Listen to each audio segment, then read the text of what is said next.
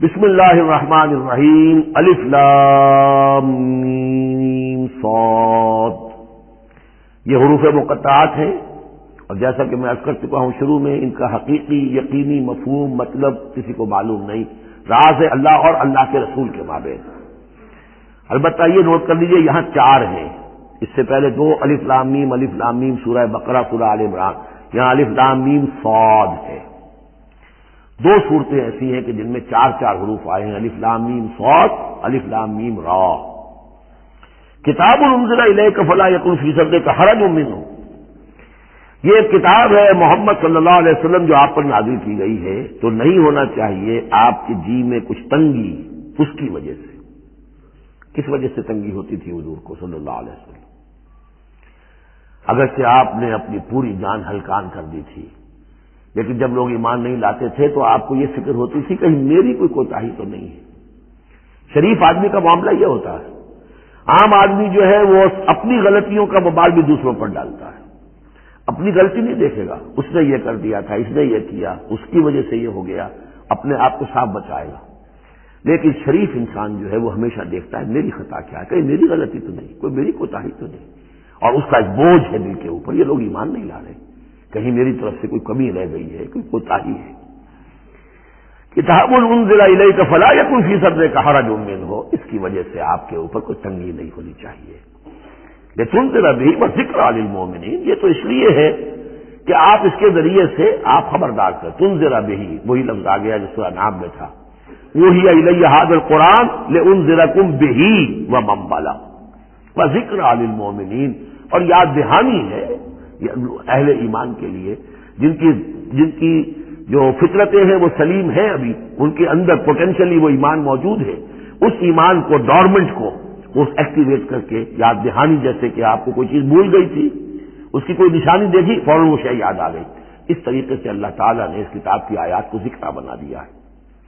اتبعوا ما انزل الیکم من ربکم، پیروی کرو اس کی جو نازل کیا گیا تمہاری طرف تمہارے رب کی طرف سے. اب یہ کس کی بات ہو رہی ہے؟ اب یہ لوگوں سے خطاب ہو رہا ہے.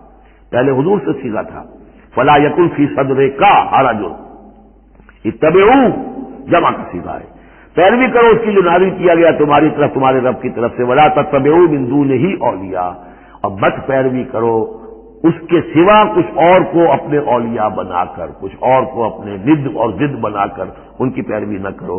قلیلا ما تذکرون، کم ہی ہے جو نصیحت تم حاصل کرتے ہو. یہ نوٹ کر لیجئے کہ یہ سورہ اعراف اس اعتبار سے تو قرآن مجید کی سب سے بڑی مکی سورت ہے کہ یہ 24 رکوعوں پر مشتمل ہے اور 206 آیات ہیں. 24 رکوع، مکی سورت کوئی نہیں ہے. اور دوسری جیسے کہ مدنیات میں سب سے بڑی سورہ بقرہ ہے، 40 رکوعوں پر مشتمل. لیکن تعداد آیات میں ایک اور سورت ہے مکی جو اس سے بڑھ گئی ہے، 227 آیات ہے سورہ شعراء کی. لیکن سورہ شعراء میں آیات چھوٹی چھوٹی ہیں، تعداد زیادہ ہے، رکوع اس کے کل 11 ہیں. مصحف میں 14 صفحات میں سورہ شعراء آ جاتی ہے، جبکہ یہ 34 صفحات میں ہے. تو سب سے بڑی مکی سورت یہ ہے. وَكَمْ مِنْ قَرْيَةٍ أَهْلَكْنَاهَا، جیسا کہ میں نے کہا تھا ایام اللہ وذکرہم بایام اللہ، یہ اس سورہ مبارکہ کا اہم عمود ہے، لہذا شروع ہی میں اب اس کا تذکرہ ہو رہا ہے. وَكَمْ مِنْ قَرْيَةٍ أَهْلَكْنَاهَا، کتنی بستیاں ایسی ہیں جنہیں ہم نے ہلاک کیا. یہ قوم نوح، قوم ہود، قوم صالح، قوم شعیب، یا عمورہ اور صدوم کی بستیاں. کم من قریۃ اہلکناہا فجاءہا بأسنا، تو ان پر آ پڑا ہمارا عذاب، بیاتن، یا تو رات کے وقت جبکہ وہ رات گزار رہے تھے، اور ہم قائلون، یا جبکہ وہ دوپہر کے وقت قیلولہ کر رہے تھے. فما کان دعواہم اذ جاءہم بأسنا، تو پھر ان کی چیخ پکار اس کے سوا کچھ نہیں تھی جب وہ عذاب آ پڑا، الا ان قالوا انا كنا ظالمین، کہ ہائے ہماری شامت، ہم ہی ظالم تھے، ہم نے ہی اپنے اوپر ظلم ڈھایا ہے. واقعتاً ہمارے رسولوں نے تو ہماری آنکھیں کھولنے کی کوشش کی تھی. فَلَنَسْأَلَنَّ الَّذِينَ أُرْسِلَ إِلَيْهِمْ وَلَنَسْأَلَنَّ الْمُرْسَلِينَ، اور ہم لازماً پوچھ کر رہیں گے ان سے بھی جن کی طرف ہم نے رسولوں کو بھیجا، اور لازماً پوچھ کر رہیں گے رسولوں سے بھی. یہ بھی فلسفہ رسالت کا بہت اہم جو ہے موضوع ہے جو اس ایک آیت میں آیا ہے، اور بڑے زور شور کے ساتھ آیا ہے، بڑی جلالی شان کے ساتھ آیا ہے. دیکھیے اللہ رسول بھیجتا ہے کسی قوم کو خبردار کرنے کے لیے۔ اب اس پر ایک بڑی بھاری ذمہ داری آ گئی، اگر وہ کوتاہی کرے تو قوم سے پہلے اس کی پکڑ ہو جائے گی۔ سمجھ لیجیے اس بات کو۔ الرب رب وإن تلذذ والعبد عبد وإن ترقى۔ یہ ایسے ہی جیسے آپ نے کسی کو پیغام دیا اپنے کسی دوست کے لیے کہ بھائی ذرا پیغام وہاں پہنچا دینا، یہ کام کل شام تک وہ ضرور کر دیں ورنہ میرا بڑا نقصان ہو جائے گا۔ تو وہ کام انہوں نے نہیں کیا، آپ کا نقصان ہو گیا۔ آپ غصے میں بھرے ہوئے آگ بگولا بنے ہوئے گئے اور آپ اس سے لڑے اپنے دوست سے کہ میں نے تمہیں پیغام بھیجا تھا، تم نے میرا کام نہیں کیا، میرا نقصان ہو گیا۔ اگر وہ کہہ دے بھائی مجھے تو آپ کا پیغام پہنچا ہی نہیں، کیا کریں گے آپ؟ وہ سارے جھاگ کی طرح غصہ آپ کا بیٹھ جائے گا کہ اب غصہ کس پہ آئے گا؟ اس پیغامبر پر آئے گا۔ اب آپ جا کر اس کا گریبان پکڑیں گے، اللہ کے بندے تجھے میں نے یہ ذمہ داری سونپی تھی، یہ پیغام اہم تھا، میرا پیغام تمہیں پہنچانا تھا، تم نے نہیں پہنچایا، میرا نقصان ہو گیا، اب اس کی تلافی تم کرو۔ بالکل یہی معاملہ ہے اللہ، رسول اور قوم یا انسان۔ اللہ نے پیغامبر بنا کر بھیجا رسول کو، خدا نہ خواستہ بالفرض اس پیغام کے پہنچانے میں کوتاہی ہو جائے تو پہلا مجرم رسول ہے۔ ہاں وہ پہنچا دے تو وہ کہتا ہے اے اللہ میں نے پہنچا دیا تھا، اب یہ ذمہ دار ہے، ناؤ دے آر ریسپانسبل۔ تو یہ جان لیجئے کہ یہ محاسبہ ہونا ہے امتوں کا بھی اور محاسبہ ہونا ہے رسولوں کا بھی۔ فَلَنَسْأَلَنَّ الَّذِينَ أُرْسِلَ إِلَيْهِمْ وَلَنَسْأَلَنَّ الْمُرْسَلِينَ۔ ہم پوچھ کر رہیں گے ان سے بھی جن کی طرف رسول بھیجے گئے، اور ہم پوچھ کر رہیں گے رسولوں سے بھی۔ اسی کی ایک جھلک آئی تھی نا، ماذا اجبتم، کیا جواب ملا آپ لوگوں کو؟ یا عیسی ابن مریم انت قلت للناس اتخذونی وامي الہین من دون اللہ، کیا تم نے کہا تھا لوگوں سے، اپنی امت سے، اپنی قوم سے کہ مجھے اور میری ماں کو بھی الہ بنا لینا؟ اب اس کے لیے میں چاہتا ہوں کہ ایک نقشہ ذہن میں رکھیں آپ۔ جب 23 برس کی محنت شاقہ کے نتیجے میں حضور نے اتمام حجت کر دیا، دین کا غلبہ ہو گیا، سن 10 ہجری ہے، حج کے دن ہے، حضور خطبہ دے رہے ہیں، آپ نے اپنے خطبہ حجۃ الوداع کا اختتام فرمایا سوال سے، الا هل بلغت، لوگوں میں نے پہنچا دیا کہ نہیں؟ اور پورے مجمع نے جواب دیا انا نشهد انك قد بلغت ونصحت واديت، اور ایک روایت میں آتا ہے انا نشهد انك قد بلغت الرسالة واديت الامانة ونصحت الامة وكشفت الغمة۔ ہاں حضور ہم گواہ ہیں، آپ نے امانت کا حق ادا کر دیا، یہ قرآن امانت تھی اللہ کی آپ کے پاس، آپ نے ہمیں پہنچا دیا، رسالت کا حق ادا کر دیا، ہماری خیرخواہی کا حق ادا کر دیا، آپ نے گمراہی کے اور ضلالت کے اندھیاریوں کے پردہ چاک کر دیا، کشفت الغمہ۔ 3 دفعہ سوال کیا، 3 دفعہ جواب لیا، پھر 3 دفعہ انگلی سے مشت شہادت سے آسمان کی طرف، پھر لوگوں کی طرف اشارہ کیا، اللہم اشہد اللہم اشہد اللہم اشہد، اللہ تو بھی گواہ ہے یہ مان رہے ہیں کہ میں نے تیری پیغام انہیں پہنچا دیا۔ اور پھر فرمایا فَلْيُبَلِّغِ الشَّاهِدُ الْغَائِبَ، اب پہنچائیں وہ جو یہاں ہیں ان کو جو یہاں نہیں ہیں۔ میرے کندھے سے اتر کر یہ بوجھ اب تمہارے کندھوں پر آ گیا، میں رسول صرف تمہارے لیے ہوتا تو بات آج پوری ہو گئی تھی، میں تو رسول ہوں تمام انسانوں کے لیے جو قیامت تک آئیں گے، اب ان تک اس کی تبلیغ اور ابلاغ، اس کا پہنچانا تمہارے لیے۔ یہی گواہی ہے جو قیامت کے دن کھڑے ہو کر رسول دے گا، فَكَيْفَ إِذَا جِئْنَا مِنْ كُلِّ أُمَّةٍ بِشَهِيدٍ وَجِئْنَا بِكَ عَلَىٰ هَٰؤُلَاءِ شَهِيدًا۔ وہ گواہی جو حضور نے لی ہے اس روز، وہی گواہی ہوگی، اے اللہ میں نے اپنی اس قوم کو تیرا پیغام پہنچا دیا تھا، اب یہ ذمہ دار ہے، یہ جواب دے۔ دے کانٹ پلیڈ اگنورنس، یہ نہیں کہہ سکتا کہ ہمیں پتا نہیں تھا، ہمیں بتایا نہیں گیا، معاملہ ان پر کھول دیا گیا تھا۔ یہ آیت بڑی اہم ہے، فَلَنَسْأَلَنَّ الَّذِينَ أُرْسِلَ إِلَيْهِمْ وَلَنَسْأَلَنَّ الْمُرْسَلِينَ، ہم لازماً پوچھ کر رہیں گے ان سے بھی جن کی طرف رسولوں کو بھیجا گیا، اور ان سے بھی جنہیں رسول بنا کر بھیجا گیا۔ وَلَنَقُصَّنَّ عَلَيْهِمْ بِعِلْمٍ وَمَا كُنَّا غَائِبِينَ، اور پھر جو کچھ ہم ان کے سامنے احوال بیان کریں گے وہ علم کی بنیاد پر کریں گے، ہم کہیں غائب تو نہیں تھے۔ جب جو کچھ ہو رہا تھا، جو کچھ محمد کر رہے تھے اور صحابہ کر رہے تھے ان کے، وہ بھی ہم دیکھ رہے تھے، اور جو کچھ ابو جہل اور ابو لہب کر رہے تھے وہ بھی ہم دیکھ رہے تھے۔ وہاں كُنَّا غَائِبِينَ، ہم کہیں غائب تو نہیں تھے، ہاں تمہاری نگاہوں سے اوجھل تھے، ہوا معکم اینا ما کنتم، وہ تو تمہارے ساتھ ہی ہے جہاں تم ہو. تو ہم تو خود جو ہے تم خود گواہ ہیں، ہر صورتحال جو ہے وہ ہمارے سامنے ہے. والوزن یومئذ الحق، اور اس روز وزن ہوگا حق ہی میں. اس کے دو ترجمے اس کے ہو سکتے ہیں.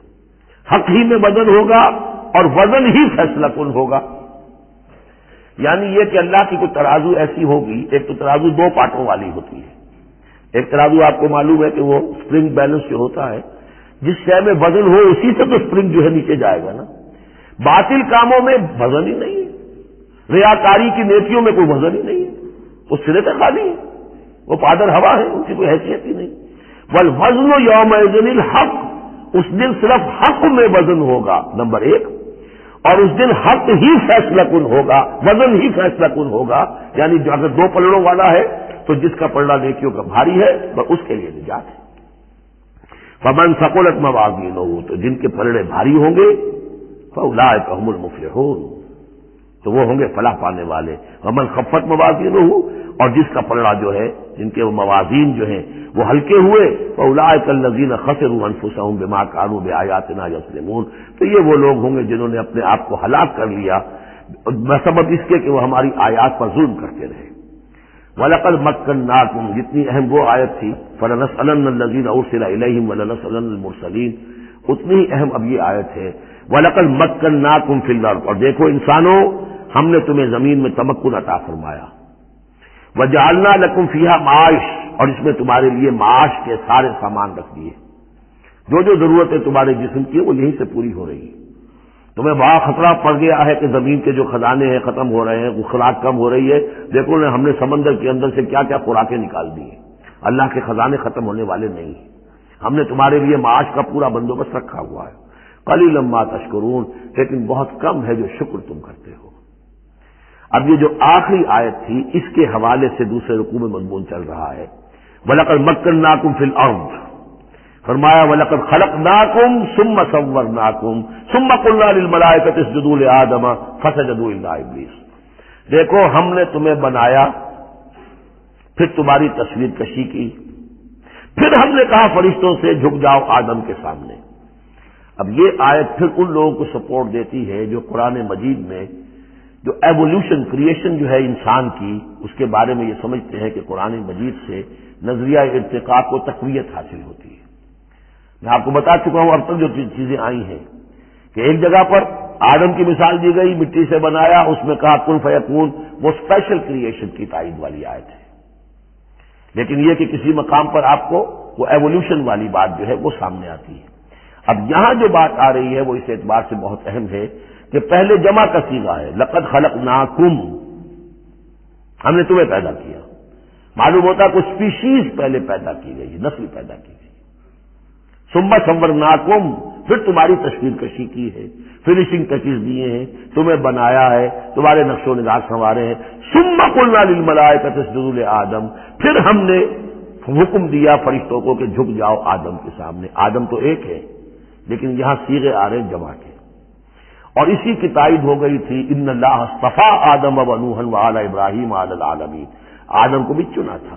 تو معلوم ہوتا ہے کہ ایک امکان ہے. باقی یہ چیز جیسے کہ میں نے عرض کیا تھا یہ تھیوریز ہیں، لیکن ان میں جہاں کہیں جس چیز کے لیے کوئی آتا ہے اشارہ اس کو ہمیں جان لینا چاہیے. باقی we have to keep it open. ابھی دیکھیں گے اللہ تعالیٰ، ہو سکتا ہے جب حقائق اور مزید واضح ہو جائیں تو قرآن مجید مزید مبرر ہو کر سامنے آ جائے گا. لیکن جس حد تک وہ اشارات اب بھی ہمیں مل رہے ہیں انہیں بھی سمجھ لینا چاہیے، نوٹ کر لینا چاہیے. وَلَقَدْ خَلَقْنَاكُمْ ثُمَّ صَوَّرْنَاكُمْ ثُمَّ قُلْنَا لِلْمَلَائِكَةِ اسْجُدُوا لِآدَمَ فَسَجَدُوا إِلَّا إِبْلِيسَ. اب یہ مضمون ہم پڑھ چکے ہیں. سجدہ کیا سب نے سوائے ابلیس کے. لم یکن من الساجدین، نہ ہوا وہ سجدہ کرنے والوں میں. قَالَ مَا مَنَعَكَ أَلَّا تَسْجُدَ إِذْ أَمَرْتُكَ، اللہ تعالیٰ نے فرمایا کس چیز نے تمہیں روکا ہے جبکہ میں نے تمہیں حکم دیا، تمہیں سجدہ کیوں نہیں کیا؟ قَالَ أَنَا خَيْرٌ مِّنْهُ، یہ اس کی اپنی استکبار کی بنیاد پر تھا. وہاں استکبرا، ابا واستکبرا، صرف یہاں اس کا قول نقل کر دیا انا خیر منہ، میں اس سے بہتر ہوں. خلقتنی من نار وخلقتہ من طین، مجھے تو نے بنایا ہے آگ سے اور اس کو بنایا ہے مٹی سے. قال فاہبط منہا، اللہ نے فرمایا تو اتر جاؤ اس سے. فما یکون لک ان تتکبر فیہا، اب تمہارے لیے کوئی موقع نہیں ہے کہ اس جنت کے اندر اکڑو اور اینڈو. فخرج انک من الصاغرین، اب تم ذلیل اور خوار ہو کر یہاں سے نکل جاؤ۔ قال انظرنی الی یوم یبعثون، اس نے کہا ذرا مجھے مہلت دے پروردگار اس دن تک کے لیے جس دن کے ان کو دوبارہ تو زندہ کرے گا، قیامت تک کے لیے مجھے مہلت دے دے۔ قال انک من المنظرین، فرمایا ٹھیک ہے جاؤ تمہیں مہلت دی گئی۔ قال فبما اغویتنی، اب اس نے کہا کہ پروردگار جو تو نے مجھے گمراہ کیا اس آدم کے طفیل، اس کی وجہ سے میں راغب درگاہ ہو گیا، لاقعدن لہم صراطک المستقیم، اب میں لازماً بیٹھوں گا ان کے لیے تیرے سیدھی راہ پر، تیری سیدھی راہ توحید کی ہے، اس پر گھات لگا کر بیٹھوں گا اور انہیں شرک کی پگڈنڈیوں کی طرف موڑتا رہوں گا۔ لاقعدن لہم صراطک المستقیم، میں لازماً ڈیرے لگا کر اور مورچہ جما کر بیٹھوں گا تیرے سیدھے راستے پر، توحید کے راستے پر، انہیں شرک کی پگڈنڈیوں کی طرف موڑنے کے لیے۔ ثم لآتینہم من بین ایدیہم، میں ان پر حملہ کروں گا ان کے سامنے سے بھی، ومن خلفہم ان کے پیچھے سے بھی، وعن ایمانہم ان کے دانی جانب سے بھی، وعن شمائلہم اور ان کے بائیں جانب سے بھی، ولا تجد اکثرہم شاکرین، اور اے پروردگار تو نہیں پائے گا ان کی اکثریت کو شکر کرنے والا۔ قال اخرج منہا مذموما مدحورا، اللہ نے فرمایا نکل جاؤ یہاں سے برے حال میں، خسیس حال میں اور مردود ہو کر، دھتکارے جا کر، لمن تبعک منہم، جو کوئی بھی ان میں سے تیری پیروی کرے گا، لأملأن جہنم منکم اجمعین، تو میں تم سب سے جہنم کو پر کر کے رہوں گا۔ وَيَا آدَمُ اسْكُنْ أَنْتَ وَزَوْجُكَ الْجَنَّةَ، اور اے آدم رہو جنت میں تم اور تمہاری بیوی، فَكُلَا مِنْ حَيْثُ شِئْتُمَا وَلَا تَقْرَبَا هَٰذِهِ الشَّجَرَةَ فَتَكُونَا مِنَ الظَّالِمِينَ، تو کھاؤ اس میں سے جہاں سے چاہو، ہاں اس درخت کے قریب مت جانا، تم ظالموں میں سے ہو جاؤ گے۔ فوسوس لهما الشيطان ليبدي لهما ما وري عنهما من سوآتهما وقال ما نهاكما ربكما عن هذه الشجرة إلا أن تكونا ملكين أو تكونا من الخالدين وقاسمهما إني لكما لمن الناصحين فدلاهما بغرور فلما ذاقا الشجرة بدت لهما سوآتهما وطفقا يخصفان عليهما من ورق الجنة وناداهما ربهما ألم أنهكما عن تلكما الشجرة وأقل لكما إن الشيطان لكما عدو مبين قالا ربنا ظلمنا أنفسنا وإن لم تغفر لنا وترحمنا لنكونن من الخاسرين صدق الله العظيم۔ سورہ اعراف کے دوسرے رکوع میں قصہ آدم و ابلیس قرآن حکیم میں دوسری مرتبہ بیان ہو رہا ہے۔ اس سے پہلے یہ سورہ بقرہ میں اس کے چوتھے رکوع میں آ چکا ہے۔ البتہ آپ دیکھیں گے کہ اگرچہ یہ قصہ جو ہے قرآن مجید میں 7 مرتبہ آیا ہے، 6 مرتبہ مکی صورتوں میں اور 1 مرتبہ مدنی صورت میں، لیکن یہ کہ ہر جگہ کوئی نہ کوئی بات نئی ہے، اس لیے کہ جس دور سے بھی یہ تحریک جو ہے حضور کی دعوت کی گزر رہی تھی، اس دور کے حوالے سے کچھ چیزیں جو ہیں وہ ہر جگہ پر آپ کو مزید نمایاں ملیں گی۔ اب مثلا اس رکوع کے شروع میں ہمیں وہ عظیم آیت ملی ہے کہ جس میں جمع کا صیغہ اختیار کیا گیا ہے، وَلَقَدْ خَلَقْنَاكُمْ ثُمَّ صَوَّرْنَاكُمْ ثُمَّ قُلْنَا لِلْمَلَائِكَةِ اسْجُدُوا لِآدَمَ فَسَجَدُوا إِلَّا إِبْلِيسَ، اس کے بارے میں پچھلی مرتبہ میں عرض کر چکا ہوں۔ اب دوسری بات جو آ رہی ہے وہ یہ ہے کہ شیطان نے ورغلایا حضرت آدم کو اور حضرت حوا کو سلام علیہما کہ جس درخت کا پھل کھانے سے اللہ تعالیٰ نے انہیں روک دیا تھا، کسی طریقے سے ورغلا کر انہیں اس درخت کا پھل کھانے پر آمادہ کر لیا۔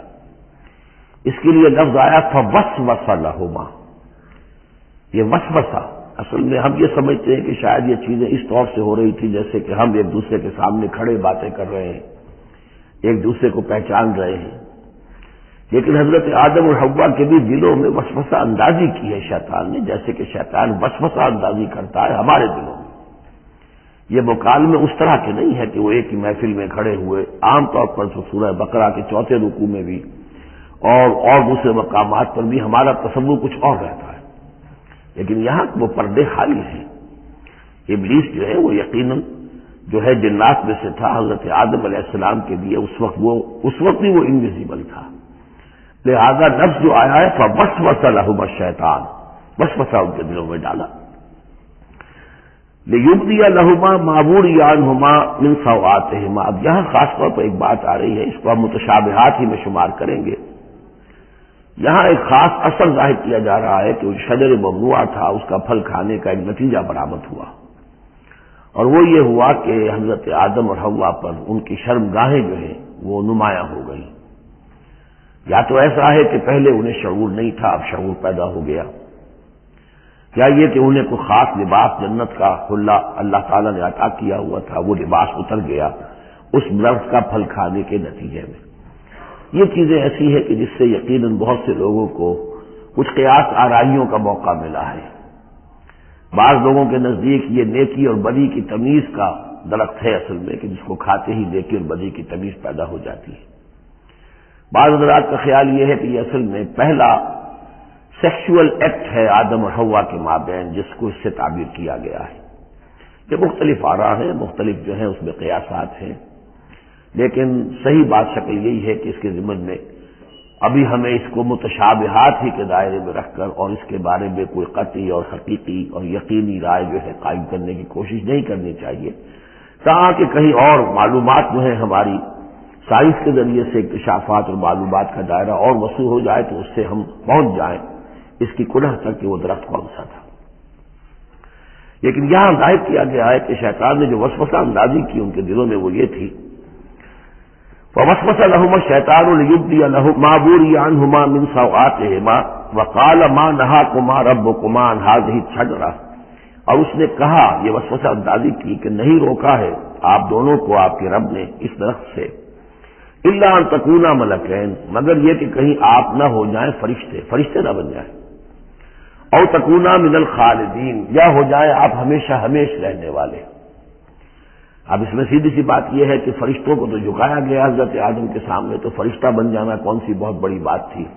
لیکن یہ کہ انسان بسا اوقات اپنی اصل حقیقت کو، اصل مقام کو بھول جاتا ہے، نسیان ہو جاتا ہے، اور یہ بات گویا کہ شیطان کے وسوسہ اندازی سے ان کے ذہن میں پیدا ہوئی. یا یہ کہ آپ ہمیشہ رہیں اور آپ پر موت طاری نہ ہو. وقاسمہما انی لکما لمن الناصحین، اور انہوں نے قسمیں کھا کر اس نے یقین دلایا میں آپ کے لیے بہت ہی مخلص ہوں اور جو رائے دے رہا ہوں وہ بہت صحیح ہے. فدلاہما بغرور، تو دھوکہ دے کر انہیں، جس کو ہم کہتے ہیں مائل کر ہی لیا، شیشے میں اتار ہی لیا. فلما ذاق الشجرۃ، تھا تو جب ان دونوں نے چکھ لیا اس درخت کے پھل کو، بدت لہما سوآتہما، ظاہر ہو گئی ان پر ان کی شرمگاہیں. واتفقا یخصفان علیہما من ورق الجنہ، اور وہ اب لگے درخت کے جو جنت کے پتوں کو گانٹھ کر اپنے لیے لباس بنانے کے لیے. تفقا یخصفان، گانٹھنے لگے، جوڑنے لگے کہ جو جنت کے پتے تھے ان کو سی کر آپس میں اپنی ستر پوشی کریں اور اپنی شرمگاہوں کو ڈھانپیں. وناداہما ربہما، اور اب پکارا انہیں ان کے پروردگار نے، الم انہکما، کیا میں نے منع نہیں کیا تھا تمہیں، ان تلکما الشجرۃ، اس درخت سے، واقل لکما، اور میں نے کیا کہا نہیں تھا تم سے، ان الشیطان لکما عدو مبین، کہ شیطان تم دونوں کے لیے بڑا کھلا دشمن ہے. قالا ربنا ظلمنا انفسنا، تو ان دونوں نے کہا کہ اے رب ہمارے، ہم نے اپنے اوپر ظلم کیا، زیادتی کی، ہم اپنی غلطی کا اعتراف کرتے ہیں. وَإِن لَّمْ تَغْفِرْ لَنَا وَتَرْحَمْنَا لَنَكُونَنَّ مِنَ الْخَاسِرِينَ، اور اگر تو نے ہمیں معاف نہ فرما دیا اور ہم پر رحم نہ فرمایا تو ہم تو تباہ ہونے والوں میں ہو جائیں گے. یہاں ایک بات اور نوٹ کر لیجئے، ایک تو یہ کہ یہاں کہیں بھی ایسا اشارہ نہیں ہے کہ ابلیس نے یہ وسوسہ ابتداءً حضرت حوا کے دل میں کیا. عام طور پر ہمارے ہاں جو کہانیاں مشہور ہیں وہ یہ ہے کہ حوا جو ہے ذریعہ بنی ہے حضرت آدم کو بھی گمراہ کرنے کا. وہ اشارہ نہ سورہ بقرہ میں اس کا ہے نہ یہاں ہے، بلکہ جمع کوئی جو تسنیہ کا صیغہ ہے مسلسل چل رہا ہے. ان دونوں کے لیے معاملہ ہے، بیک وقت ہے. تو یہ اصل میں جو عیسائی دنیا میں تصور پیدا ہوا ہے کہ عورت فی نفس ہی برائی کی مظہر ہے، ایو سے ایول، ایو اور حوا، اور ایول بری ہے، یعنی عورت فی نفس ہی برائی کی جڑ ہے. کیونکہ ان کے ہاں رحمانیت پیدا ہوئی، شادی نہ کرنا جو ہے وہ گویا کہ اعلیٰ روحانی زندگی کے لیے شرط قرار پایا. عورت سے قرب اور تعلق جو ہے وہ بڑی گھٹیا بات، دنیا داری کی زندگی، حیوانی زندگی قرار پائی. تو یہ تصورات قرآن میں کہیں نہیں ہے. یہ تو جیسے کہ آدم کا معاملہ تھا ویسے حوا کا معاملہ تھا، اور شیطان نے دونوں کو ورگلایا ہے اور دونوں نے اللہ سے معافی مانگی ہے۔ دوسرے یہ کہ یہاں نوٹ کر لیجئے کہ یہاں یہ بتا دیا گیا کہ وہ الفاظ کیا تھے۔ وہاں سورہ بقرہ میں ہم پڑھا ہے فتلقى آدم من ربہ کلمات فتاب علیہ، حضرت آدم کے دل میں جو ایک سخت پشیمانی کے جذبات پیدا ہوئے تو اس کے لیے الفاظ خود اللہ تعالیٰ نے تلقین فرما دیے، اور وہ الفاظ یہ ہیں ربنا ظلمنا انفسنا وان لم تغفر لنا وترحمنا لنکونن من الخاسرین قال اهبطوا بعضكم لبعض عدو، اور اللہ نے فرمایا کہ اب اترو یہاں سے۔ حبوط کے بارے میں گفتگو میں سورہ بقرہ میں کر چکا ہوں۔ تم ایک دوسرے کے دشمن ہوگے، عداوت جو ہے وہ چل رہی ہے، شیطان اور اس کی ذریت اور حضرت آدم کی اولاد اس کے مابین تو سب سے بڑی دشمنی ہے، مستقل دشمنی ہے۔ باقی یہ ہے کہ انسانوں کے اندر بھی آپس میں دشمنیاں چلتی ہیں۔ وَلَكُمْ فِي الْأَرْضِ مُسْتَقَرٌّ وَمَتَاعٌ إِلَىٰ حِينٍ، اور اب تمہارے لیے زمین میں ٹھکانہ ہے اور ساز و سامان ہے، ضرورت کی چیزیں ہیں، إِلَىٰ حِينٍ، ایک وقت معین تک کے لیے، یہ ابدی نہیں ہے، ہمیشہ کے لیے نہیں ہے، ایک خاص وقت تک کے لیے تمہیں وہاں رہنا بسنا ہے، اور وہاں رہنے بسنے کے لیے جو ضروری چیزیں ہیں وہاں فراہم کر دی گئی ہیں۔ قال فیہا تحیون وفیہا تموتون ومنہا تخرجون، ساتھ یہ بھی فرما دیا کہ اب اسی زمین میں تم رہو گے اور اسی میں تم مر کر داخل ہو جاؤ گے، فیہا تموتون، اسی میں مرو گے، ومنہا تخرجون، اسی میں سے تمہیں دوبارہ نکال لیا جائے گا بعد بعد الموت۔ یا بنی آدم قد انزلنا علیکم لباسا یواری سوآتکم وریشا، اب یہاں ایک جو یعنی ایک راہبانہ تصور ہی، الٹا قسم کا راہبانہ تصور جو ہے یوں سمجھیے کہ پیدا ہو گیا تھا عرب کے لوگوں میں بھی۔ وہ سمجھتے تھے جیسے آج بھی دنیا میں نیوڈسٹ سوسائٹیز جو ہیں وہ کہتے ہیں لباس ایک تکلف ہے، خامخواہ ہے، جب انسان کو اللہ نے پیدا کیا تو کوئی لباس نہیں ہوتا، پھر حیوانات کا کوئی لباس نہیں ہے، یہ خامخواہ ایک تکلف ہے انسان نے جو اپنے لیے اختیار کر دیا ہے، یہ خامخواہ شرم کی بات ہے، اور یہ شرمگاہیں ہیں اور یہ ہے اور وہ ہے۔ تو اسی طرح کا معاملہ یہ ہے کہ بعض جو اس طرح کے یہ ملنگ قسم کے لوگ جو ہوتے ہیں ان کے ہاں بھی وہ ننگے رہنے کا رواج، اور یہ کہ لباس کا ایک تکلف ہے، تکلف کی کوئی ضرورت نہیں ہے۔ عرب میں یہ رواج پڑ گیا تھا کہ مادرزاد برہنہ ہو کر مرد اور عورتیں طواف کرتے تھے خانہ کعبہ کا، اور یہ گویا کہ بڑا اونچا کام تھا، گویا کہ ہر تکلف سے، یعنی بہرحال اب بھی ہم طواف کرتے ہیں تو صرف دو چادریں ہوتی ہیں، انہوں نے کہا کہ وہ چادروں کا تکلف بھی کیا کرنا ہے، بس جیسا بھی اللہ نے پیدا کیا ہے مادرزاد برہنہ مرد اور عورتیں جو ہیں وہ طواف کرتے تھے، اور اس کو بڑا نیکی کا کام سمجھتے تھے، بہت سمجھیے کہ اپنی سیلف اینیہیلیشن یا اپنی نفی ذات جو ہے اس کا بہت بڑا مظہرہ تھا۔ اب اس کی یہاں تردید ہو رہی ہے، یا بنی آدم، آدم کی اولاد، قد انزلنا علیکم لباسا، ہم نے تم پر لباس اتارا ہے، یواری سوآتکم، جو تمہارے شرمگاہوں کو ڈھانپتا ہے، وریشا، اور تمہارے لیے آرائش کا سبب بنتا ہے، زیبائش اور آرائش کا، اور لباس تقوی ذالک خیر، اور اس سے اوپر پھر ایک اور لباس ہے، اور وہ لباس ہے تقوی کا لباس، ظاہر ہے کہ وہ سب سے بہتر ہے۔ اگر تقوی کا لباس نہیں ہے تو بسا اوقات اور انسان لباس پہن کے بھی ننگا ہوتا ہے، اتنا تنگ لباس کہ اس میں جسم کے سارے نشیب و فراز ظاہر ہو رہے ہوں، یا اتنا باریک لباس عورتوں کا کہ جس میں وہ جسم اندر سے جھلک رہا ہو، تو وہ لباس پہنے ہوئے بھی، جیسے کہ حضور نے فرمایا، اللہ تعالیٰ لعنت فرمائے ان عورتوں پر جو لباس پہن کر بھی ننگی رہتی ہے، عاریاتن کاسیاتن۔ تو لباس تقوی ذالک خیر، ایک اور اضافی جو ہے وہ تقوی کا ہے، شرم ہو، حیا ہو، تقوی ہو۔ ذالک من آیات اللہ لعلہم یذکرون، یہ اللہ تعالیٰ کی آیات میں سے ہے تاکہ یہ لوگ نصیحت اخذ کریں۔ یا بنی آدم لا یفتننکم الشیطان، اے بنی آدم دیکھو تمہیں شیطان اب نہ بچلانے پائے، نہ دھوکہ دینے پائے، نہ فتنے میں ڈالنے پائے، کما اخرج ابویکم من الجنہ، جیسے کہ تمہارے دونوں ماں باپ جد امجد اور اما ہوا کو اس نے نکلوا دیا تھا، کما اخرج ابویکم من الجنۃ، جنت سے، ینزع عنہما لباسہما، اور وہ ان سے اتروا لیا تھا اس نے ان کا لباس جنت کا، لیریہما سوآتہما، تاکہ دکھائے انہیں، ان پر عیاں کر دے ان کی شرمگاہیں، انہ یراکم ہوا وقبیلہ من حیث لا ترونہم، ایک بات جان لو کہ وہ یعنی ابلیس خود، چونکہ اسے بھی چھوٹ ملی ہوئی ہے قیامت تک کے لیے، وہ مسلسل زندہ ہے، اور قبیل ہوا اس کی قوم، اس کی ذریت اور اس کے جو ایجنٹ ہیں جنات میں سے، کیونکہ وہ انویزیبل ہیں، تو وہ تمہیں دیکھتے ہیں، تاکتے ہیں تمہیں، تم پر داؤ لگاتے ہیں، یراکم ہوا وقبیلہ من حیث لا ترونہم، جہاں سے تم انہیں نہیں دیکھ سکتے۔ انا جعلنا الشیاطین اولیاء للذین لا یؤمنون، ہم نے تو شیاطین کو ان لوگوں کا دوست بنا دیا جو ایمان نہیں لاتے، جو ایمان نہیں رکھتے، ایمان نہیں لاتے، تو شیطان جو ہے جیسے گندگی جو ہے اس کے اوپر مکھی آئے گی، ایسے ہی جہاں اللہ کا ذکر نہیں ہے، اللہ کا ایمان نہیں ہے، خانہ خالی را دیو میں گیرت، تو وہاں یہ شیاطین جن جو ہے آ کر اڈا جمائیں گے۔ وَإِذَا فَعَلُوا فَاحِشَةً، اور جب یہ ایک بے حیائی کا کام کرتے ہیں، یعنی ننگے عریاں طواف، قالوا وجدنا علیہ آباءنا، کہتے ہیں ہم نے پایا اپنے آباء و اجداد کو یہی کچھ کرتے ہوئے، واللہ امرنا بہا، اور جب ہمارے آباء و اجداد یہ کرتے تھے تو یقیناً اللہ ہی نے ہمیں اس کا حکم دیا ہوگا۔ یہ گویا کہ ان کے نزدیک سرکمسٹانشل ایویڈنس تھا کہ جب ایک ریس چلی آ رہی ہے، ایک رسم چلی آ رہی ہے، تو یقیناً اللہ ہی نے کہا ہوگا۔ قل ان اللہ لا یامر بالفحشاء، نبی ان سے کہہ دیجیے اللہ تعالیٰ بے حیائی کا حکم نہیں دیتا۔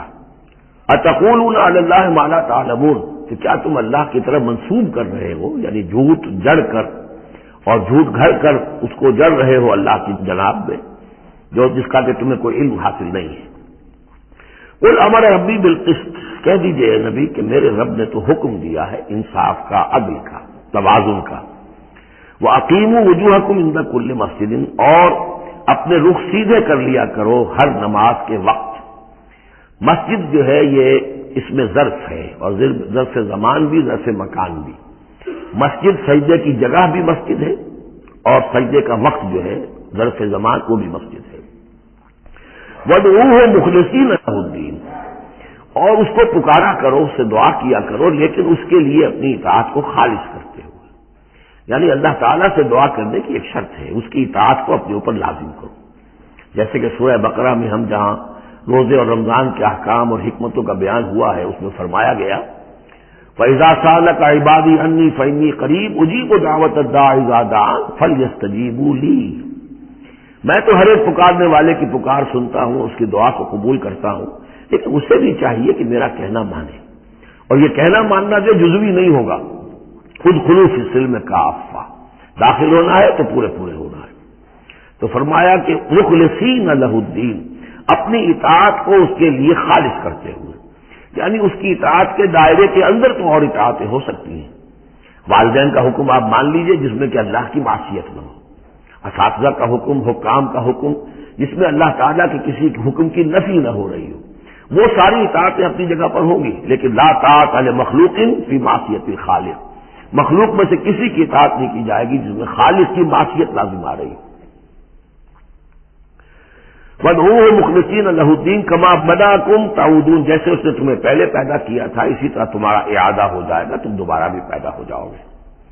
فَرِيقًا هَدَىٰ، ایک گروہ وہ ہے کہ جس کو اللہ نے ہدایت دے دی ہے، وَفَرِيقًا حَقَّ عَلَيْهِمُ الضَّلَالَةُ، اور ایک گروہ وہ ہے کہ جس کے اوپر گمراہی مسلط ہو چکی ہے، جس کے حق میں گمراہی ثابت ہو چکی ہے، یعنی ان کی روش کی وجہ سے، ان کی ضد، ان کی ہٹ دھرمی، ان کے تعصب، ان کے حسد، ان کے تکبر کی وجہ سے اب وہ مستحق ہو چکے ہیں۔ حق علیہم الضلالہ انہم اتخذوا الشیاطین اولیاء، اور یہ اس لیے کہ انہوں نے شیطانوں کو اپنا رفیق اور ساتھی بنایا من دون اللہ، اللہ کو چھوڑ کر، ویحسبون انہم مہتدون، اور سمجھتے یہ ہیں کہ ہم بہت ہدایت پر ہیں، سیدھے راہ پر ہیں۔ یا بنی آدم خذوا زینتکم عند کل مسجد، دوبارہ پھر اے آدم کی اولاد اپنی زینت لے لیا کرو، خذوا زینتکم یعنی لباس جو ہے جس کو کہا گیا عیشا تمہارے لیے آرائش ہے، یہ تمہاری لیے زینت ہے، اللہ نے اتارا ہے اپنی آرائش کا سامان، اور یہ کہ نماز کے لیے جب انسان آئے تو اچھا لباس پہن کر آئے۔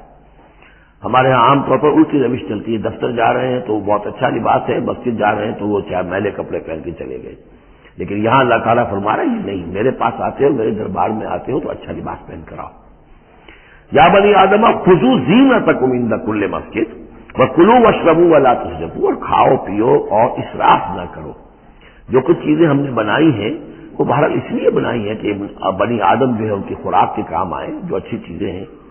انہ لا یحب المسرفین، ہاں وہ اسراف کرنے والوں کو پسند نہیں کرتا، ضائع کرنا، ضرورت سے زیادہ خرچ کرنا، یہ چیزیں جو ہے یہ اللہ تعالیٰ کو پسند نہیں ہے۔ اب یہاں پھر اسی رہبانیت کی نفی ہو رہی ہے کہ جس میں سمجھا یہ جاتا ہے کہ اچھا کھانا پینا ہی برا ہے، کاہے کو پہنا جائے۔ اور بہت موٹا جھوٹا ہی کھانا چاہیے. اچھے کھانے پینے کا مطلب تو یہ کہ نفس پرستی ہو رہی ہے. اچھا پہننا جو ہے کیا ضروری ہے؟ موٹا جھوٹا پہن کے گزارا ہو جائے گا. اس معاملے میں سمجھ لیجئے کہ دو حالات میں صورت مختلف ہو جاتی ہے. اگر تو دین اللہ کا مغلوب ہے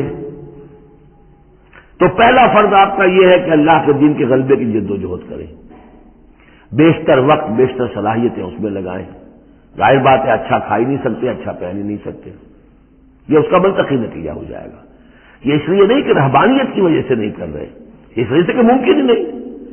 آپ اپنے اسی وقت کو لگائیں گے زیادہ کمائی کے لیے، محنت کریں گے دنیا کے لیے، زیادہ کمائیں گے تو اچھا کھائیں گے، اچھا پہنیں گے. آپ نے تو اپنا وقت جو ہے وہ لگا دیا ہے اللہ کے دین کے لیے. اگر لگائیں گے نہیں تو دین غالب کیسے ہو جائے گا؟ خود بخود تو نہیں ہوگا، آسمان سے تو نہیں ٹپک پڑے گا دین. اللہ فرشتے تو نہیں بھیجے گا دین غالب کرنے کے لیے، غالب تو آپ کو کرنا ہے. لہذا اس صورت میں تو نیچرل یہ ہو جاتا ہے کہ پھر کم سے کم کرو، کم سے کم کرو، کم سے کم کرو، اپنے معیار زندگی کو اور نیچے لاؤ، اور نیچے لاؤ، اور نیچے لاؤ، تاکہ زیادہ سے زیادہ وقت، زیادہ سے زیادہ اپنی صلاحیتیں، زیادہ سے زیادہ اوقات، زیادہ سے زیادہ اپنے وسائل کو آپ فارغ کر سکیں اللہ کے دین کے لیے. لیکن اس حالت میں یہ جو ہوتا ہے یہ کسی رہبانیت کی وجہ سے نہیں ہے. جیسے کہ صحابہ کرام نے سختیاں جھیلی، بھوک برداشت کی، گھر بار چھوڑے، لیکن وہ کسی رہبانیت کے نظریے کے تحت نہیں تھے. وہ ایک مثبت جہادی نظریہ ہے، جد و جہد، انقلابی جد و جہد. اور اس انقلابی جد و جہد میں تو دنیا میں جو بھی کوئی آئی ہے پارٹی، ریولیوشنری پارٹی، اسے یہ سختیاں جھیلنی پڑی ہے، چاہے وہ کمیونسٹ ہو یا کوئی اور ہو. انقلاب تو اس کے بغیر آتا ہی نہیں ہے. البتہ اگر دین غالب ہو گیا، قائم ہے، اب گویا کہ جو ریاست ہے، اسلامی ریاست ہے، نظام خلافت ہے، اب آگے دین کو پھیلانا اور عام کرنا اور مزید اس کے غلبے کی جد و جہد کی توسیع جو ہے یہ ریاست کے ذمہ آ گئی. ریاست جو بھی اپنے شہریوں کے اوپر اس کے لیے بوجھ ڈالتی ہے، جو ٹیکس ڈالتی ہے، یا جو بھی والنٹیئرز مانگتی ہے، یہ لڑائی جو ہے ڈرافٹنگ کرتی ہے، وہ ٹھیک ہے. اس کو مطابق اگر اسے چاہیے 10,000 آدمی نکل آئے، باقی کی طرف سے یہ فرض کفایہ ادا ہو گیا. ریاست کے قائم ہونے کی شکل میں صورتحال بدل جاتی ہے. اب آپ اپنے گھر میں رہے، جو وقت آپ کے پاس ہے آپ اچھا کمائیں، اچھا کھائیں، اچھا پہنیں، کوئی حرج نہیں. آپ اپنے بچوں کو بھی اچھا کھلائیں، حلال سے کمائیں، اچھا کھلائیں. کوئی اسی طریقے سے کوئی آپ کو علمی کوئی آپ کا پرسوٹس ہیں، اکیڈمک پرسوٹس ہیں، ان میں لگے. یا یہ کہ اگر آپ نوافل میں لگنا چاہتے ہیں نفل پڑھیں اور اس کے ترقی جو ہے اپنی روحانی ترقی جو ہے وہ تقرب بالنوافل کے ذریعے سے کرتے چلے جائیں. یہ تینوں راستے جو ہیں انسان کے لیے کھلے ہوں گے. کب؟ جبکہ دین غالب ہو. اس بنیادی بات کو بھی لوگوں نے سمجھا ہے، اس لیے وہ رہتے ہیں کنفیوژن میں. صاحب اولاد کا بھی حق ہے، صاحب بیویوں کا بھی حق ہے، اس کا بھی حق تو سب کا ہے، لیکن یہ کہ وہ جو صحابہ کرام کو یاد نہیں تھا کہ ان کے بھی حقوق ہیں، یا ان کا دین اور تھا، ہمارا دین اور ہے. کیا حضور کو پتہ نہیں تھا کہ میری ازواج مطہرات کے بھی دین ہے، ان کا بھی کیا بھی حق ہے؟ انہوں نے ذرا اپنے نفقے کے اندر اضافے کا مطالبہ کیا تو گویا کہ ایلا کا معاملہ کر دیا، گویا کہ طلاق کی دھمکی دے دی. یہ کیوں ہوا؟ کیا ان کے جو خاندان والے تھے ان کا حق نہیں تھا؟ ان کو وہ چھوڑ کر آ گئے مکے میں اور بھیڑیوں کے حوالے کر کے آ گئے، گویا کہ قریش کے سرداروں کے حوالے ان کے رحم و کرم پر چھوڑ کر آ گئے نا مدینے، جن کو ہجرت کا حکم ملا ہے. یہ ساری چیز دل میں، یہ ہے دو شکلیں مختلف. ایک ہے دین مغلوب ہے تو پہلا فرض ہے یہ کہ دین کو غالب کرنے کی جد و جہد کرو. ایک جماعتی زندگی کے اندر منسلک ہو کر تن من دھن ان صلاتی و نسکی و مایایا و مماتی للہ رب العالمین، کم سے کم نکالو اپنے لیے، کم سے کم. اب ظاہر بات ہے اس میں تو پھر کم سے کم پر ہی گزارا کرنا ہو. صرف سبسسٹنس لیول جس کو کہا جائے، اپنے آپ کو برقرار رکھنے کے لیے، تاکہ جسم اور جان کا رشتہ تعلق جو ہے برقرار رہے، کام کر سکے آدمی. ہاں جب دین غالب ہو جائے اب مسئلہ بالکل مختلف ہو گیا ہے. اب ریاست ہے اور ریاست نے اپنی فوجیں بھی رکھی ہوئی ہیں، جو بھی ذرائع ہیں. ہاں جب بھی ضرورت ہوگی وہ شہریوں کو بلائے گی، اس وقت حاضر ہونا فرض ہو جائے گا. لیکن ورنہ عام حالات میں ریاست اس فرائض کو ادا کر رہی ہے. مزید توسیع دعوت دین کی اور غلبہ دین کی وہ ریاست کے ذمہ ہے. اسلامی ریاست ہے، نظام خلافت ہے.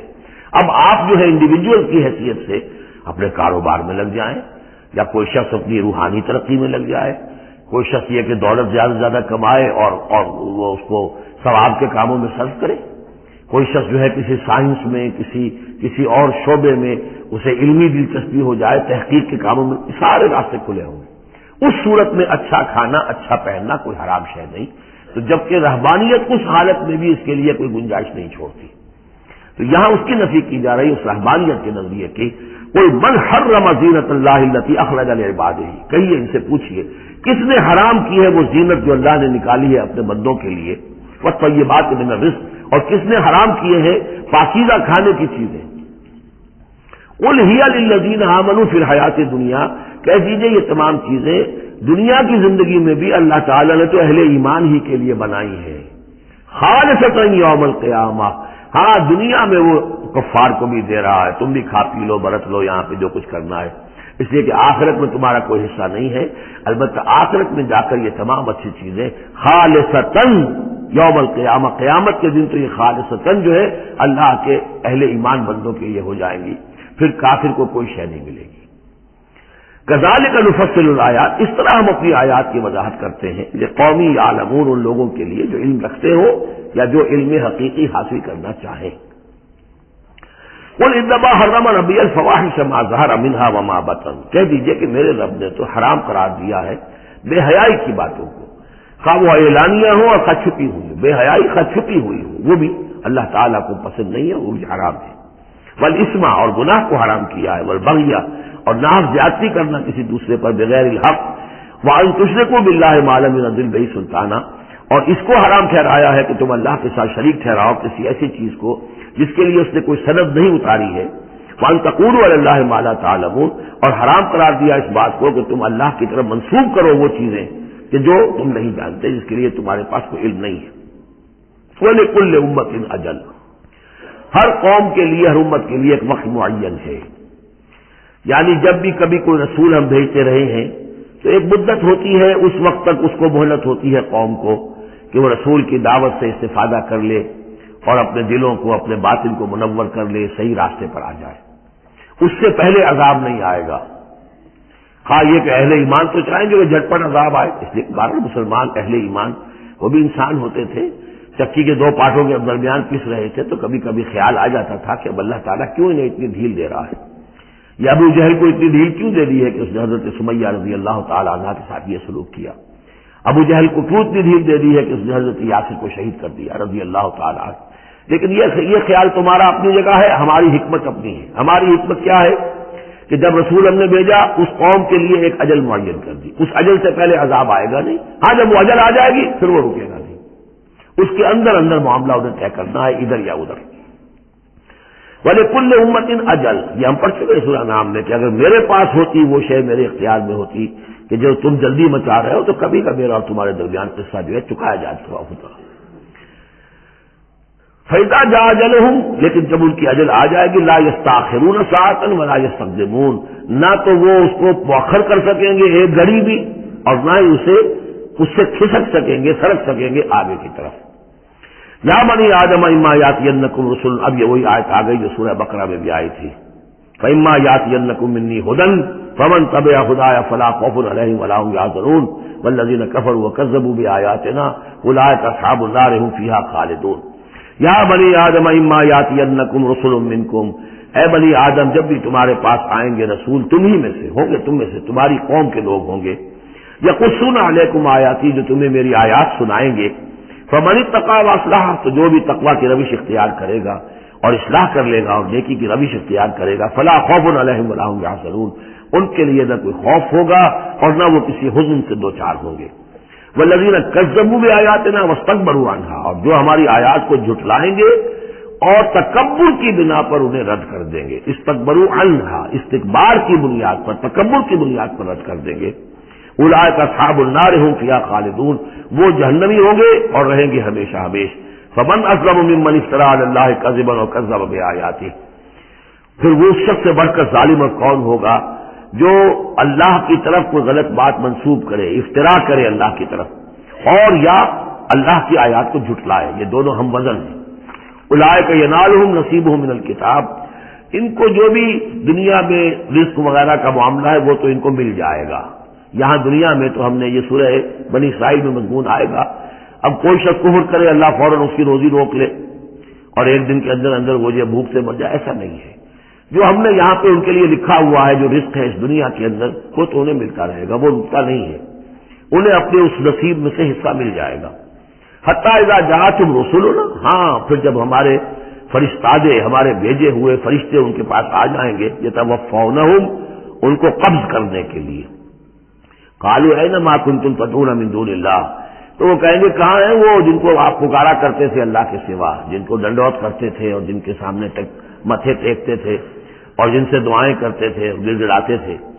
قالوا ضلوا عنا، وہ کہیں گے وہ سب گم ہو گئے، ہوا ہو گئے، ہم سے سب جاتے رہے، ضلوا عنا وشہدوا علی انفسہم انہم کانوا کافرین، اور وہ خود اپنے خلاف یہ گواہی دیں گے کہ واقعتاً ہم تھے ناشکرے، ہم نے کفر کی روش اختیار کی۔ قالت خلوا فی امم قد خلت من قبلکم من الجن والانس، کہا جائے گا کہ اچھا داخل ہو جاؤ ان امتوں میں جو تم سے پہلے گزر چکی ہیں جنوں اور انسانوں میں سے، نار میں، آگ میں، یعنی ایک ایک قوم کا حساب ہوتا جائے گا اور وہ جہنم کے اندر جھونکے جاتے رہیں گے، پہلی نسل گئی، پھر اس کے بعد دوسری آئی، دوسری گئی، تیسری آئی، اب ان میں ایک مکالمہ ہوگا۔ ظاہر بات ہے جو پہلے گئے تھے وہ تھے بزرگ، بڑے تھے، لیڈر تھے، یا یہ کہ وہ پچھلی نسل تھی جنہوں نے بدعات شروع کی تھی، خرافات کا آغاز کیا تھا، یہ بعد میں آنے والے ان پر لعنت کریں گے کہ تم نے ہمیں مروایا، تمہاری وجہ سے ہم بھی برباد ہو کر یہاں آئے ہیں، تو تمہیں دوہرا عذاب ملنا چاہیے۔ لیکن یہ کہ وہاں وہ کہیں گے کہ نہیں، ہم جیسے ہم گمراہ تھے ویسے انہوں نے تمہیں گمراہ کیا، تو یہ مکالمہ ہوگا۔ اور یہ نوٹ کر لیجئے، یہ جو میں نے عرض کیا تھا کہ اس سورہ مبارکہ میں ایام اللہ جو ہے یہ اس کا مین تھیم ہے، تو ایام اللہ کو یوں سمجھیے کہ ایک تو انسانی تخلیق کے اعتبار سے، ایک تو وہ ازل ہے جبکہ آدم کی تخلیق ہوئی، قصہ آدم و ابلیس ہوا، یہاں سے تو ہمارا وہ وقت جو ہے وہ شروع ہوتا ہے، اور جنت اور دوزخ میں پہنچ کر گویا کہ وہ ایک دور ختم ہوتا ہے، وہ آخری بات ہے۔ یہ ہے انتہا اور ابتدا۔ اس کے مابین ہے کہ جو انبیاء آئے، رسول آئے، ان کی داستانیں ہیں، ان کے حالات ہیں، ان کے واقعات ہیں، قوم نوح اور قوم ہود اور قوم صالح۔ تو یہ یہاں پر ایسا کیا گیا کہ پہلے وہ تخلیق کا مرحلہ آدم کا، اور وہ قصہ آدم و ابلیس آ گیا اول۔ اب جو جہنم کا اور جنت کا تذکرہ آ رہا ہے اور ان کی آپس کی گفتگویں ہوں گی، اور کچھ لوگ ایسے بھی ہوں گے نہ جہنم میں ابھی گئے ہوں گے، نہ جنت میں داخلہ ملا ہوگا، درمیان میں کہیں ہوں گے، صاحب آراف ہوں گے، اصحاب آراف، تو ان کا مکالمہ آ رہا ہے۔ یہ دونوں بگننگ اور اینڈ دکھا کر اور پھر سلسلہ شروع ہوگا انبیاء کرام اور رسولوں کے حالات کا۔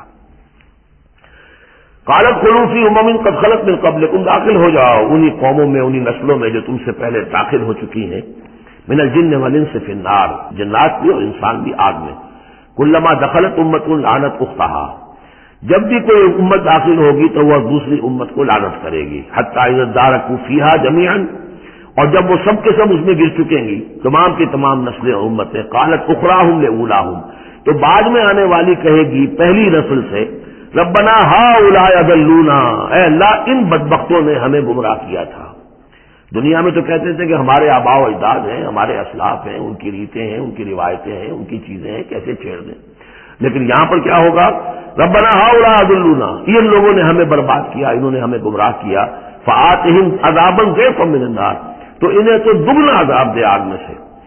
قال لکل ضعف، اللہ فرمائے گا نہیں سب کے لیے دگنا ہے، جیسے یہ نے تم کو گمراہ کر کے آئے تھے، تم بھی اپنے بعد والوں کو گمراہ کر کے آئے ہو، تو یہ تو گویا کہ سلسلہ چل رہا ہے۔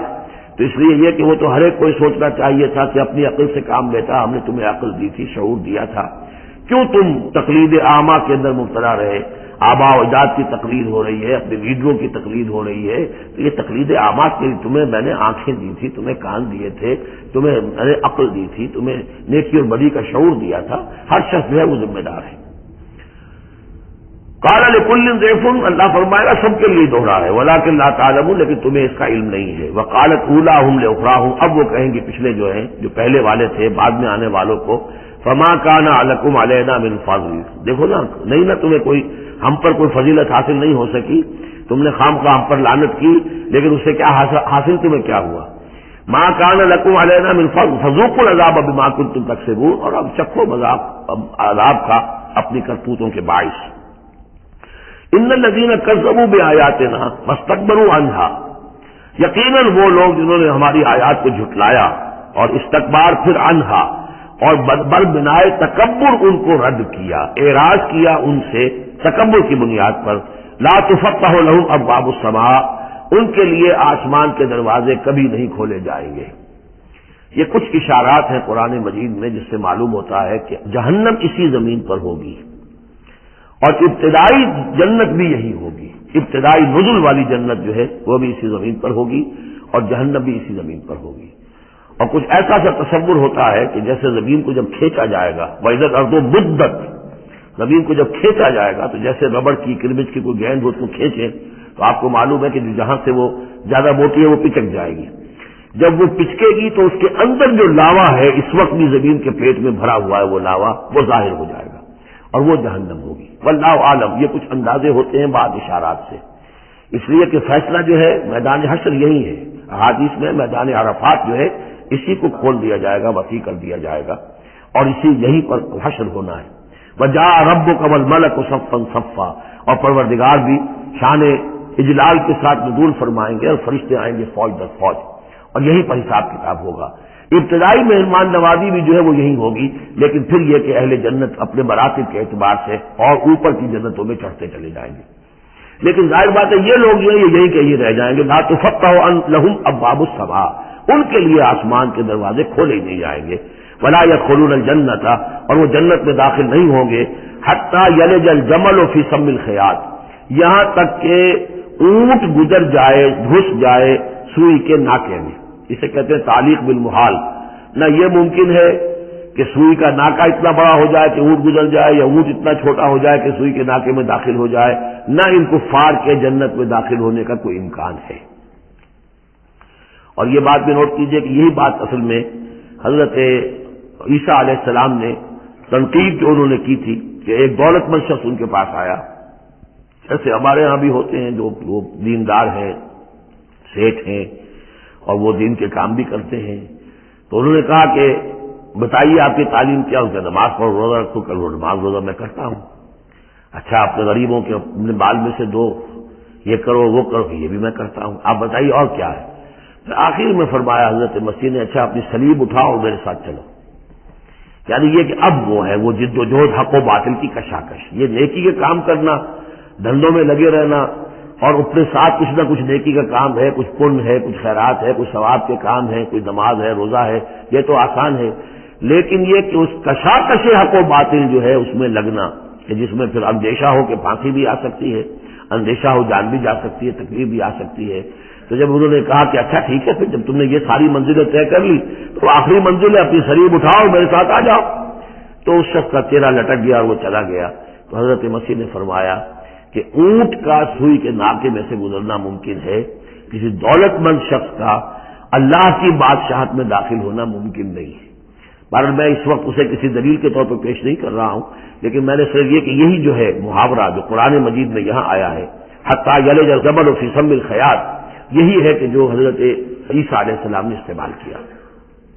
وَكَذَلِكَ نَجْزِي الْمُجْرِمِينَ، اور اسی طرح ہم بدلہ دیتے ہیں مجرموں کو. لَهُم مِّن جَهَنَّمَ مِهَادٌ، ان کے لیے جہنم ہی کا ہوگا بچھونا. وَمِن فَوْقِهِمْ غَوَاشٍ، اور اسی کا اوڑھنا ہوگا. لحاف بھی اسی کا ہے، آگ کا اور اس کے گدے بھی. وَكَذَلِكَ نَجْزِي الظَّالِمِينَ، اور اسی طرح ہم ظالموں کو بدلہ دیں گے. وَالَّذِينَ آمَنُوا وَعَمِلُوا الصَّالِحَاتِ، اور وہ لوگ جو ایمان لائے اور جنہوں نے نیک عمل کیے. لَا نُكَلِّفُ نَفْسًا إِلَّا وُسْعَهَا، پھر آ گئی وہی بات، ہم کسی کو ذمہ دار نہیں ٹھہرائیں گے کسی جان کو مگر اس کی وسعت کے مطابق. محاسبہ ہوگا انڈیویجول، ہم نے کیا کیا کچھ اسے دیا تھا اس کے حساب سے ہم اس سے حساب لیں گے. اولئک اصحاب الجنہ، وہ ہوں گے جنت والے. ہم فیہا خالدون، اور اس میں رہیں گے ہمیشہ ہمیشہ. وَنَزَعْنَا مَا فِي صُدُورِهِم مِّن غِلٍّ، اور ہم نکال دیں گے جو کچھ ان کے سینوں میں ہوگا ایک دوسرے کی طرف سے کوئی میل. یعنی اہل ایمان بھی انسان ہوتے ہیں، شکوے شکایتیں ہو جاتی ہیں. دینی جماعتوں میں بھی کبھی کسی معمور کو امیر سے شکایت ہو گئی، کسی امیر کو معمور سے شکایت ہو گئی، کسی ایک رفیق کو دوسرے رفیق سے شکایت ہو. انسان ہے. اور یہ معاملہ جو ہے ایسا بھی ہوتا ہے، زائل بھی ہو جاتے ہیں. کچھ ایسی شکوے شکایتیں ہوتی ہیں کہ باقی رہتی ہیں، ختم نہیں ہوتی ہیں. ان کے اثرات جو ہیں وہ جذبات کچھ ایسے مجروح ہو جاتے ہیں کسی طریقے سے زائل نہیں ہوتے. لیکن فرمایا گیا ہے کئی مقامات پر یہ کہ اللہ تعالیٰ اہل جنت کو جنت میں داخل کرنے سے پہلے جو بھی اہل ایمان میں سے کسی کے لیے ان کے دل میں کوئی کدورت ہوگی، کوئی میل ہوگا، وہ نکال دے گا، تاکہ اب جنت میں داخل ہونے والے سب سررن اخوانن علی سرر متقابلین، بالکل بھائیوں کی طریقے سے صاف دل ہو کر ایک دوسرے کے سامنے رو در رو ہو کر بیٹھیں گے اور ان کے اندر کوئی غل نہیں رہے گا. یہی دعا بھی ہے جو ہمیں تلقین کی گئی ہے. اللہم اغفر لنا ولاخواننا الذین سبقونا بالایمان ولا تجعل فی قلوبنا غلا للذین آمنوا ربنا انک رؤوف رحیم. پروردگار اہل ایمان میں سے کسی کے لیے بھی ہمارے دل میں غل اور میل یا کدورت یہ باقی نہ رہنے دے, تو اپنے فضل و کرم سے دھو دے. وَنَزَعْنَا مَا فِي صُدُورِهِم مِّن غِلٍّ, بلکہ ان آیات پر حضرت علی کا یہ قول بھی ہے رضی اللہ تعالی عنہ کہ سورہ ہجر کی آیت کے ضمن میں خاص طور پر آتا ہے شان نزول میں, تو انہوں نے فرمایا کہ یہ میرے اور معاویہ کے کا ذکر ہے جو یہاں ہو رہا ہے. ظاہر بات ہے جنگیں ہوئی ہیں حضرت علی رضی اللہ عنہ اور حضرت معاویہ رضی اللہ عنہ, تو کتنی کچھ ہو گئی ہوگی شکایت ایک دوسرے سے. تو یہ آیتیں ہمارے لیے ہیں کہ اللہ تعالیٰ ہمیں دونوں کو جنت میں داخل کرے گا تو ہمارے دلوں سے یہ کدورتیں جو ہے وہ نکال دے گا. وقالوا الحمد للہ الذی ہدانا لہذا, اور وہ کہیں گے کل شکر ہے اور کل تعریف ہے اس اللہ کی جس نے ہمیں یہاں تک پہنچایا. وما كنا لنهتدي لولا ان هدانا اللہ, اور محض اپنے دور بازو سے ہم یہاں تک نہیں پہنچ سکتے تھے اگر اللہ ہی نے ہمیں نہ پہنچا دیا ہوتا. لقد جاءت رسل ربنا بالحق, یقیناً ہمارے رب کے پروردگار کے جو بندے آئے تھے رسول بن کر وہ حق کے ساتھ آئے تھے. ونودوا, اور تب انہیں ندا کی جائے گی, پکارا جائے گا, ان تلکم الجنۃ اورثتموها بما کنتم تعملون, اب یہ وہ جنت ہے جو جس کے تم وارث بنا دیے گئے ہو تمہارے اعمال کی وجہ سے. بندے کا کام یہ ہے کہ وہ یہ کہے گا اللہ میں اس لائق نہیں تھا, میرے اعمال ایسے نہیں تھے, میں اپنے اعمال کے بل پر کبھی بھی نہیں اس کا مستحق ہو سکتا تھا, یہ سارا تیرا فضل ہے, تیرا کرم ہے, تیری عطا ہے, تیری دین ہے. اللہ فرمائے گا نہیں میرے بندے, تو نے محنت کی تھی, کوشش کی تھی, ایثار کیا تھا, تو نے حق کا راستہ چوز کیا تھا, تو نے کبھی نقصان بھی برداشت کیا تھا حق کے لیے اور باطل کا مقابلہ کرنے میں تکالیف بھی جھیلی تھی. تو بندہ جو ہے وہ کہے گا نہیں پروردگار یہ سب تیرا فضل ہے, اور اللہ کہے گا یہ تمہارے اعمال کی وجہ سے. دونوں جزوی طور پر حقیقتیں ہیں, یہ دونوں چیزیں ہیں مل کر ایک بات کو مکمل کرتی ہیں. ہم ارادہ کرتے ہیں کام کا, اللہ تعالیٰ اس کام کی توفیق دے دیتا, ارادہ ہی نہ کرے تو توفیق نہیں ہوگی, اور محض اپنے ارادے سے ہم کچھ نہیں کر سکیں گے جب تک کہ اللہ کی طرف سے توفیق اور تحصیل نہ ہو جائے. ونادى اصحاب الجنت اصحاب النار, اور جنتی لوگ پکار کر کہیں گے جہنمیوں سے ان قد وجدنا ما وعدنا ربنا حقا, ہم نے تو پا لیا جو کچھ کہ ہمارے رب نے ہم سے وعدہ کیا تھا کہ وہ سچ نکلا, صحیح نکلا, جن نعمتوں کا ہم سے وعدہ کیا تھا وہ ہمیں مل گئی. فال وجدتم ما وعد ربکم حقا, تم نے بھی کیا سچا پا لیا اللہ کا وعدہ جو اللہ نے تم سے وعدہ کیا تھا, وہ ساری چیزیں تمہیں مل گئی. قالوا نعم, وہ کہیں گے جی ہاں, ہمارے ساتھ بھی جو وعدے تھے, جو وعیدیں تھیں, جو دھمکیاں تھیں, جو عذاب کی مختلف شکلیں تھیں, وہ سب ہیں جن میں ہم اس وقت گرے ہوئے ہیں. فاذن مؤذن بینہم, تو پکارے گا کوئی پکارنے والا ان کے مابین, اللعنۃ اللہ علی الظالمین, کہ اللہ کی لعنت ہے ظالموں پر. الذین یصدون عن سبیل اللہ ویبغونها عوجا, وہ لوگ کہ جو روکتے بھی تھے اور رکتے بھی تھے اللہ کے راستے سے, اور اس راستے میں کجی نکالتے تھے کہ اگر دیکھ لیا کسی شخص کے بارے میں کہ اس کا رجحان ہو گیا ہے کہ وہ محمد صلی اللہ علیہ وسلم کی باتیں توجہ سے سننے لگا ہے, تو اس کو برگلانے کے درپے ہو جانا, اس کے لیے طرح طرح کی جو ہے پریشانیاں پیدا کرنا. وہم بالآخرۃ کافرون, اور یہ لوگ کافرت کے منکر تھے. وبینہما حجاب, اب یہ گفتگو تو ہو رہی ہوگی جنت اور دوزخ والوں کے مابین, ان دونوں کے مابین ایک پردہ ہوگا, ایک فصیل حائل ہوگی. یہ نقشہ جو ہے زیادہ کلیئرلی سورہ حدید میں کھینچا گیا ہے. وضرب بینہم بسور لہ باب, بینہما حجاب, فصیل ہوگی, ادھر جنت ہے ادھر دوزخ ہے. وعلی الاعراف رجال, اور عرف کہتے ہیں جو فصیلوں کے اوپر بنی ہوتی ہیں, جھروکے سے بنے ہوتے ہیں, جہاں سے کہ جھانک کر دیکھتے ہیں, تو اس طرح آپ نے فصیلوں کے اوپر دیکھے ہوں گے. تو اعراف ہوں گے, رجال یعرفون کلا بسیماہم, وہ لوگ ہوں گے جو سب کو پہچانتے ہوں گے, جہنمیوں کو بھی پہچانتے ہوں گے اور دوزخیوں کو بھی پہچانتے ہوں گے. اس لیے کہ یہ کون ہوں گے, یہ بین بین کے لوگ تھے جن میں کچھ نیکی بھی تھی, بدی بھی تھی, نہ یکسو ہوئے تھے ادھر, نہ یکسو ہوئے تھے ادھر, تو کچھ نیکیاں کچھ بدیاں انہوں نے جمع کر لی تھیں, اور ان کے اعمال جو ہے وہ برابر ہو گئے, بدی اور نیکی کے اعمال جو ہے وہ برابر ہو گئے. تو اس حوالے سے ان کو ابھی درمیان میں روک لیا گیا ہے کہ نہ وہ جہنم میں جھونکے گئے نہ جنت میں داخل ہوئے. اور یہ وہ لوگ ہیں, ظاہر بات ہے کہ جو پھر جب بین بین کے لوگ تھے کچھ تو پہچانتے تھے ادھر سے کفار کو بھی ادھر سے اہل ایمان کو بھی. تو یعرفون کلا بسیماہم, وہ سب جانتے تھے, پہچانتے تھے ان کو بھی جو جنت میں ہے، ان کو بھی جو دوزخ میں ہے. ونادى اصحاب الجنت، اب وہ پکاریں گے جنت والوں کو، ان سلام علیکم، سلام ہو آپ پر، سلامتی ہے آپ پر. لم يدخلوها، وہ اس میں ابھی داخل نہیں ہوئے. وهم یطمعون، اور اس کی بڑی طمع ہوگی، کاش کہ اللہ ہمیں بھی جلدی سے داخل کر دے. وَإِذَا صُرِفَتْ أَبْصَارُهُمْ تِلْقَاءَ أَصْحَابِ النَّارِ، اور جب ان کے ذرا چہرے جو ہے پھیر دیے جائیں گے، ان کی نگاہیں جو ہے وہ ادھر پھیر دی جائیں گی کہ ذرا جہنمیوں کو بھی مشاہدہ کر لو. وَإِذَا صُرِفَتْ أَبْصَارُهُمْ تِلْقَاءَ أَصْحَابِ النَّارِ قَالُوا رَبَّنَا لَا تَجْعَلْنَا مَعَ الْقَوْمِ الظَّالِمِينَ، اس وقت وہ کہیں گے پروردگار ہمیں ان ظالموں کے ساتھ شامل نہ کر دیجو. کیونکہ ابھی بین بین ہے، بین الخوف والرجا، تو انہیں امید بھی ہے، یطمعون بھی ہے، لیکن اندیشہ بھی ہے. تو یہ کہ بیچ میں چونکہ لٹکے ہوئے ہیں، اس لیے ادھر دیکھتے ہیں تو انہیں سلام کرتے ہیں، اور یہ کہ دل میں ان کے امنگیں جاگ جاتی ہیں، تمنائیں جاگ جاتی ہیں کہ اللہ ہمیں بھی ان کے ساتھ شامل کر دے. اور ادھر دیکھتے ہیں تو کہتے ہیں ربنا لا تجعلنا مع القوم الظالمین. ونادى اصحاب الاعراف رجالا يعرفونهم بسيماهم، اور اب یہ اہل جہنم میں سے ان لوگوں کو جنہیں یہ پہچانتے ہوں گے ان کے چہروں سے، ان کی نشانیوں سے، ان کو پکاریں گے.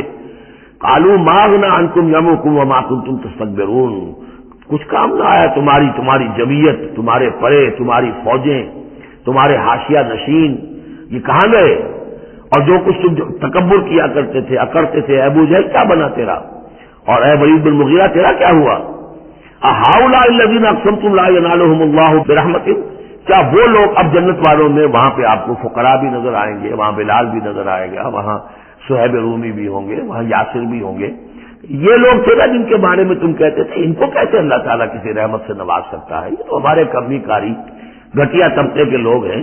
اللہ نے ہمیں دولت دی ہے، حیثیت دی ہے، وجاہت دی ہے، ہمیں طاقت دی ہے، عزت دی ہے. یہ جو لوگ ہیں گرے پڑے، ان کو اللہ تعالیٰ کیسے نواز دے گا؟ تو وہ کہیں گے اس وقت ان کا جو رنج اور غم ہے اس کو بڑھانے کے لیے، اہؤلاء الذین اقسمتم لا ینالهم اللہ برحمۃ ادخلوا الجنۃ لا خوف علیکم ولا انتم تحزنون، ان سے تو کہہ دیا گیا داخل ہو جاؤ جنت کے اندر، نہ تم پر کوئی خوف ہے اور نہ تم کسی حزن سے دوچار ہوگے.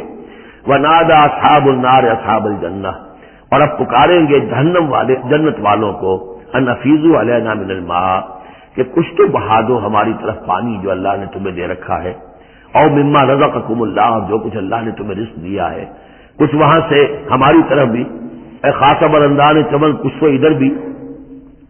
مما رزقکم اللہ قالوا ان اللہ حرمہما علی الکافرین، وہ جواب دیں گے اہل جنت کہ شاید ہم تو دینا بھی چاہتے، ہماری شرافت سے تو یہ بعید تھا کہ ہم پورا جواب تمہیں دے دیتے، لیکن کیا کریں، اللہ نے حرام کر دی ہے یہ چیزیں کافروں پر، ہمارے ہاتھ بندھے ہوئے ہیں، ہم یہ نعمتیں اب تمہاری طرف نہیں بھیج سکتے. ان اللہ حرمہما علی الکافرین، انہیں حرام کر دیا ہے اس پانی کو بھی اور یہ جو بھی ہمیں رزق اللہ نے نوازا ہے. الذین اتخذوا دینہم لہوا ولعبا، وہ لوگ کہ جنہوں نے اپنے دین کو کھیل کود بنا لیا، تماشا اور دل بہلانے کا اور ہنسی اور ٹھٹا بنا دیا ہے. وغرتہم الحیات الدنیا، اور انہیں دنیا کی زندگی نے دھوکے میں مبتلا کر دیا ہے. فالیوم ننساہم کما نسوا لقاء یومہم ھذا، تو آج کے دن ہم بھی انہیں نظر انداز کر دیں گے. یہ نسیان ایک تو ہوتا ہے بھول جانا، اور ایک ہوتا ہے جان بوجھ کے نظر انداز کر دینا. یہ بھی نسی کے معنی میں یہ عربی زبان میں موجود ہے. الیوم ننسا، آج ہم بھی انہیں بھلا دیں گے. کیا مطلب بھلا دیں گے؟ یعنی نظر انداز کر دیں گے. کما نسوا لقاء یومہم ھذا، جیسے کہ انہوں نے آج کے اس دن کی ملاقات کو بھلائے رکھا تھا یا نظر انداز کر دیا تھا. وما کانوا بآیاتنا یجحدون، اور وہ جو ہماری آیات کا انکار کرتے رہے تھے. وَلَقَدْ جِئْنَاهُمْ بِكِتَابٍ، اور ہم تو ان کے پاس لے آئے تھے کتاب، فَصَّلْنَاهُ عَلَىٰ عِلْمٍ، جس کی ہم نے پوری تفصیل بیان کر دی تھی علم کے ساتھ. هُدًى وَرَحْمَةً لِقَوْمٍ يُؤْمِنُونَ، اور وہ ہدایت بھی تھی اور رحمت بھی تھی ان لوگوں کے لیے جو ایمان لانے والے تھے. هَلْ يَنظُرُونَ إِلَّا تَأْوِيلَهُ، یہ کس چیز کا انتظار کر رہے ہیں؟ یعنی آیات عذاب جو قرآن مجید میں آ رہی ہیں ان کے عملی ظہور کا انتظار کر رہے ہیں. یہ انتظار کر رہے ہیں کہ واقعتاً یہ سیلاب کا بند جو ہے وہ ٹوٹ ہی جائے، اور واقعتاً ان کے اوپر جو سیلاب کا دھارا ہے عذاب کا وہ آ جائے. هل ينظرون الا تاویلہ، اس انجام کی فکر کر رہے ہیں اور اس کا انتظار کر رہے ہیں. یوم یاتی تاویلہ، جس دن کے اس کا مصداق ظاہر ہو جائے گا. یقول الذین نسوہ من قبل، تو کہیں گے وہی لوگ جنہوں نے اسے بھلا دیا تھا، پہلے نظر انداز کر دیا تھا. قد جاءت رسل ربنا بالحق، اس وقت وہ کہیں گے کہ یقیناً ہمارے پروردگار کے جو رسول آئے تھے، پیغامبر آئے تھے، وہ حق کے ساتھ آئے تھے. فہل لنا من شفعاء، تو ہے کوئی ہمارے لیے سفارش کرنے والے؟ حل لنا من شفاعۃ فیشفعوا لنا، کہ وہ ہمارے لیے شفاعت کریں، سفارش کریں. اور نردو، یا یہ کوئی ایسی شکل پیدا کر دیں کہ ہمیں لوٹا دیا جائے، ہمیں دوبارہ دنیا میں بھیج دیا جائے. فنعمل غیر الذی کنا نعمل، تاکہ پھر عمل کریں اس کے برعکس کے جو ہم کرتے رہے تھے. قد خسروا انفسهم، نہیں اب اس کا کوئی امکان نہیں، اب تو وہ اپنے آپ کو ہلاک کر چکے، برباد ہو چکے. وضل عنہم ما كانوا یفترون، اور جو افتراء وہ کرتے رہے تھے وہ ان کے ہاتھوں سے گم ہو گیا، ہاتھوں کے طوطے اڑ گئے. ان ربکم اللہ الذی خلق السماوات والارض فی ستۃ ایام، جان لو تمہارا پروردگار وہ اللہ ہے جس نے پیدا کیے آسمان اور زمین 6 دنوں میں. ثم استوى علی العرش، پھر متمکن ہوا ہے عرش پر. اب یہ عرش بھی جیسا کہ میں عرض کر چکا ہوں یہ بھی آیات متشابہات میں سے ہے. اس کی کوئی حقیقت بھی ہو سکتی ہے کہ کوئی واقعتاً مجسم کوئی شے ہو، کوئی چیز ہو فی الواقع کسی جگہ پر ہو، اور یہ بھی ہو سکتا ہے کہ اس سے مراد محض استعارہ ہو. واللہ عالم. عالم غیب کی یہ ساری خبریں جو ہیں، یہ میں نے جیسا کہ عرض کیا یہ مستقل طور پر یہ تو آیات متشابہات ہی میں رہیں گی. یہ تو عالم آخرت میں داخل ہونے کے بعد ہی اس کے حقائق منکشف ہوں گے. البتہ جو سائنٹیفک فنومینا وغیرہ ہیں ان کے بارے میں تدریجاً بعض آیات متشابہات جو ہیں وہ اب محکمات کی شکل اختیار کر چکی ہیں، بعد اور کر لیں گی. واللہ عالم. یغشی اللیل النہار، وہ ڈھانپ دیتا ہے رات کو دن پر، یا رات کو ڈھانپ دیتا ہے دن سے. یطلبہ حثیثا، اور وہ اس کے پیچھے لگا ہوا آتا دوڑتا ہوا، دن رات کے پیچھے رات دن کے پیچھے. والشمس والقمر، اور سورج کو پیدا کیا اس نے اور چاند کو، والنجوم، اور ستاروں کو، مسخرات بامرہ، اور یہ سب کے سب اس کے حکم سے اپنے اپنے کاموں میں لگے ہوئے ہیں، مسخر ہیں. جو بھی قاعدہ قانون ہے اس کی اطاعت کر رہے ہیں. الا لہ الخلق والامر، آگاہ ہو جاؤ اسی کے لیے ہے خلق اور اسی کے لیے ہے امر. یہ آیت جو ہے اس کے 2 مفہوم ذہن میں رکھیے. ایک ہے جو بہت سادہ ہے، سطحی مفہوم ہے، وہ بھی درست ہے کہ ایک ہے تخلیق اور ایک ہے پھر اللہ کا حکم. کائنات اس نے بنائی اور اب اس کا حکم ہے یہ کرو یہ نہ کرو، یہ اوامر ہے، یہ نواہی ہے، یہ شریعت ہے. لیکن اس کا ایک گہرا مفہوم بھی ہے کہ اصل میں کریشن جو ہے اس کائنات میں 2 سطح پر ہوئی ہے. ایک عالم امر ہے، ایک عالم خلق ہے. عالم امر میں صرف کریشن ایکس نہیلو ہوتی ہے، عدم محض سے تخلیق، اور اس میں ٹائم فیکٹر بالکل نہیں ہوتا. کل فیکون، کوئی ٹائم فیکٹر نہیں. بغیر کسی مادے کے، بغیر کسی پری ایگزسٹنگ شے کے کچھ پیدا کر دینا اور اس میں کسی ٹائم فیکٹر کا نہ ہونا، یہ عالم امر کے خواص ہے. عالم خلق میں کسی شے سے دوسری شے بنتی ہے اور اس کے بعد اس میں ٹائم لازمن ہے. انسان ہے 9 مہینے رحم مادر کے اندر بچہ رہے گا، 8 مہینے رہے، 7 مہینے رہے، بہرحال اسے وقت لگے گا. آم کی گٹھلی ہے، اس آم کی گٹھلی کو درخت بننے میں کئی سال لگیں گے. آسمان اور زمین کی تخلیق ہوئی ہے 6 دنوں میں. ہمیشہ یہ اس کا ذکر ہوگا، اور ظاہر بات ہے 6 دن وہ ہمارے دن تو نہیں ہے. قرآن مجید میں تو کہہ دیا گیا اللہ کا ایک دن 1000 برس کا بھی ہے، ایک دن 50,000 برس کا بھی ہے، یہ ملینمز بھی ہو سکتے ہیں. تو اللہ تعالیٰ نے بنایا ہے آسمان اور زمین کو 6 دنوں میں. تاحال یہ 6 دن ہمارے لیے یہ بھی آیات متشابہات میں سے ہے. لیکن میں سمجھتا ہوں کہ 6 دن اور 7 آسمان یہ تو زیادہ دیر نہیں گزرے گی کہ انشاءاللہ ان کی حقیقت منکشف ہو جائے گی سائنس کی مزید اکتشافات کے ذریعے سے، اور یہ آیات متشابہات کے دائرے سے نکل کر آیات محکمات میں آ جائیں گی. لیکن یہ کہ اصل بات جو ہے وہ یہ ہے کہ خلق اور امر. اب امر، عالم امر سے متعلق نوٹ کر لیجئے صرف 3 چیزیں ہیں.